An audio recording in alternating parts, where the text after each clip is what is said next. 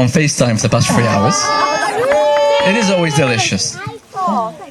Now, I was very lucky in COVID because I was living here, and Julia, she taught me how to make a Parmesan encrusted quiche. Yeah, which was a big thing for me. I mean, again, for you guys, it's probably not a lot, but for me, again, Mum was my culinary idol. Yeah, I did think I was on Top Chef. And what I'm going to do now is keep it between us, but I'm going to share you a top secret that Julia taught me during COVID. Now, I hope it's not a problem, Julia.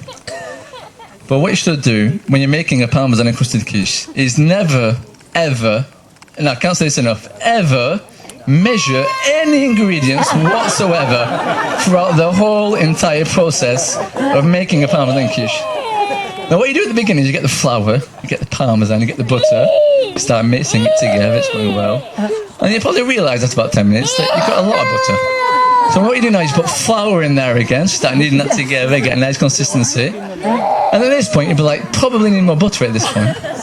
Now imagine you know where I'm going with this. You do this for about 45 minutes, and then at the end you will have the biggest Parmesan quiche that's bigger than my apartment in Paris. Now keep that for ourselves, because the Parisian house market is already very expensive without adding even more Parmesan quiches to it.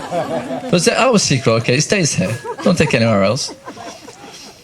I mean, I'm sure you all agree that separately, Mum and Julia, they're loving, caring, amazing people, but together they're unstoppable. They have such a unique story. That wasn't on the text, but they have such a unique story, and I love telling it to anyone that will listen. I mean, first of all, it's completely mental. Let's be honest. Their story's crazy. If we rang up Netflix, they'd take it. We've got 5 seasons ready to go. Desperate Housewives has got nothing on whatever this is. That's fine. And second of all, I think what their story proves is that if it's true love, true, profound, pure, real, completely mental love, well, that true love always finds a way. Now it's Jack's turn. You're not getting away with that, Jack. Oh, Jack. Come on, Jack.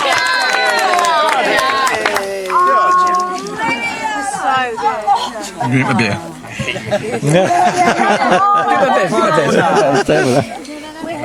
Thank you. Right, good evening everyone. I'm Jack. I'm not saying that for those that don't know me. I'm saying it for Mum, who often confuses me with James. I doubt that. James just lived his dream there, performing in front of an audience earlier. Hope everyone enjoyed his comedy debut as much as he did. So far it's been a bit more of a comedy route, but I'm going to go the more sentimental route, unfortunately. But the Chuckle siblings, Dylan and Maddie, are up next, so they'll bring the laughs. Yeah, exactly. Yeah. So all my birthday cards and Mother's Day cards are honestly the cringiest things that you've ever read. Most of them are like, Mum, you're such an inspiration and things like that, and a lot of people take the piss out of it, especially James, obviously. However, I think they've been through a lot of hard stuff together, and through thick and thin is something that I often say to my beautiful partner Lucy, who's over there. I know, so cute. And I think I definitely get that mindset from them. They had such an unbelievably rocky start to begin with, and from then on, I think we can all agree it's been one hell of a roller coaster ride. From kisses in bathrooms to flying high heels on a cold night in Ram's bottom. Oh, wow. To Maddie flipping the Monopoly board because Mum said her hair was so greasy you can make chips with it. To surfing in waveless Barcelona waters, and a poor Uber driver witnessing a family domestic play out in the back. A lot has happened in the past decade that would have really tested any couples, but here we are today, all gathered around the both of you for an amazing love story that you both created. As has been said, they are so different, yet strangely so compatible.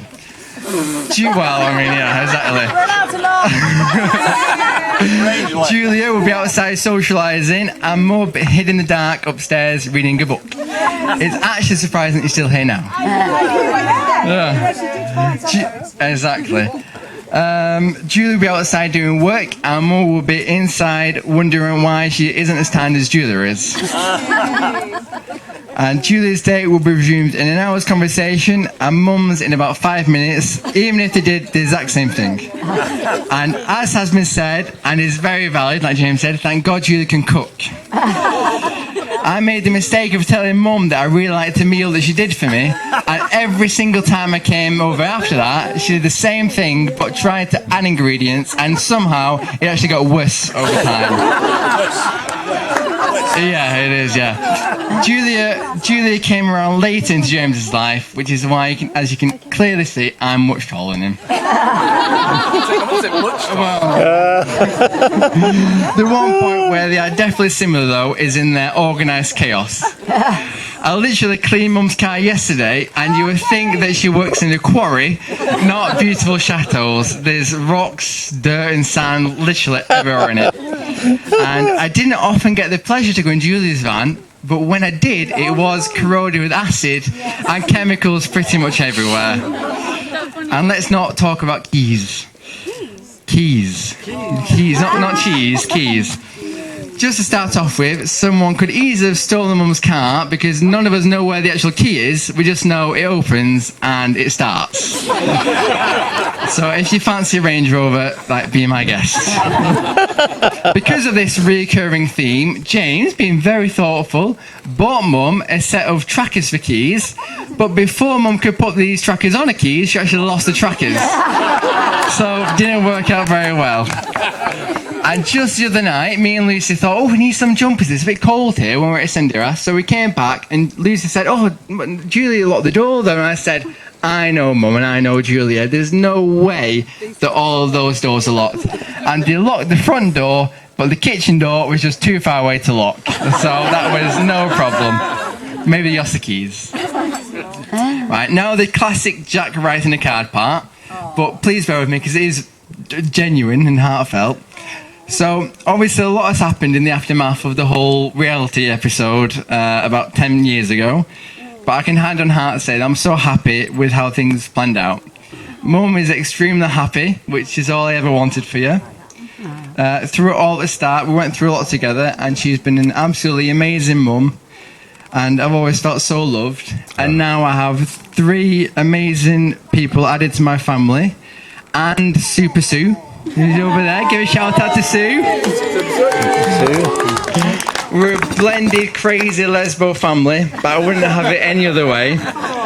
Julia, I'm not going to lie, you did occasionally scare the bejesus out of me growing up. Yeah, especially when I used to and still do flood things, spill things, break things constantly. We've had this conversation already, but you have generally been such an amazing addition to my life. And I always love coming over, not just because of Mum, but to get to talk to you and hear all your amazing stories. Honestly, Julie, I do genuinely love you so much. I don't know a lot about stepmoms, but I know that we have an amazing one. Mum, I didn't think I would cry. What's going on here? Mum, when everything happened at the start, you always used to ask me worryingly how happy or sad I was, and I would give you a score out of 10 to say how things were going.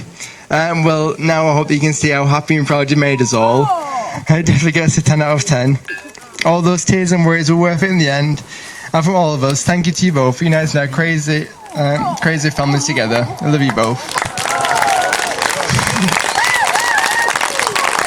And now it's the Chuckle Siblings.